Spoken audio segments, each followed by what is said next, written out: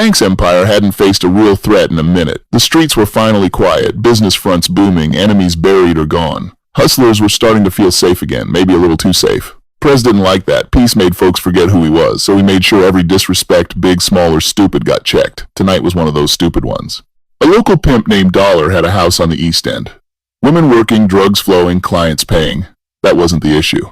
The issue was that Dollar took payment from one of Press's enemies, a quiet attempt at forming alliances where they didn't belong. In Press's world, that was treason. Jason rode with 2 armed forces, pulling up to Dollar's spot first.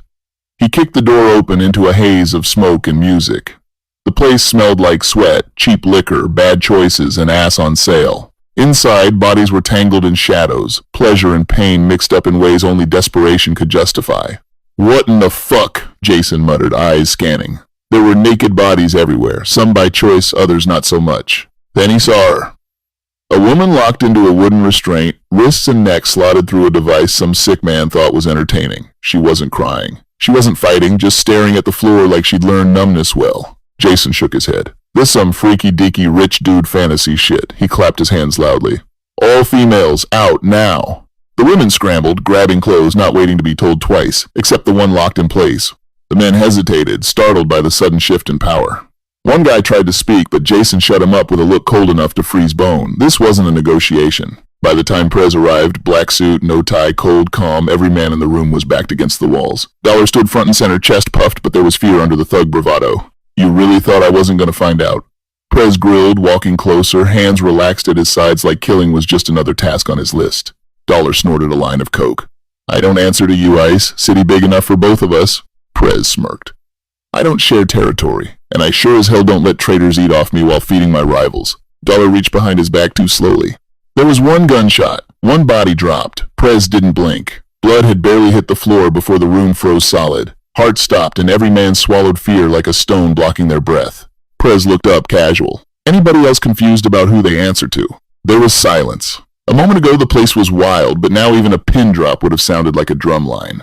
Jason stepped forward, voice carrying the warning. "Black Ice don't play about loyalty. Try him again, and y'all ending up right next to your man here." Heads nodded so fast they looked like bobbleheads. Prez scanned them. "Who runs this spot now?" A short guy with shaking hands lifted his chin an inch. He did." Prez nodded toward Dollar's body. "Not no more. Now it's you. Am I gonna have a problem with that?" "No, sir," the man blurted. "No problem at all." "Good," Prez replied. "Keep business clean. Keep my name respected and no more secret partnerships." The man nodded like his life depended on it, because it did. Prez turned to leave until he caught a glimpse of the woman still locked in the wooden frame.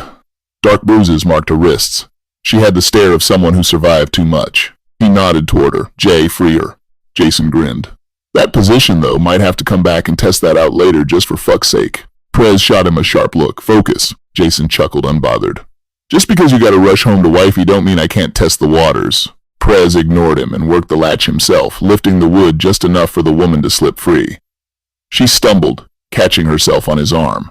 He steadied her. "You good?" She nodded slowly. "Better now that his ass is dead." Her eyes slid to Jason, bold, hungry, unashamed of wanting a different kind of power tonight. "I'll be here," she told him, a hint of a smile returning to her bruised mouth.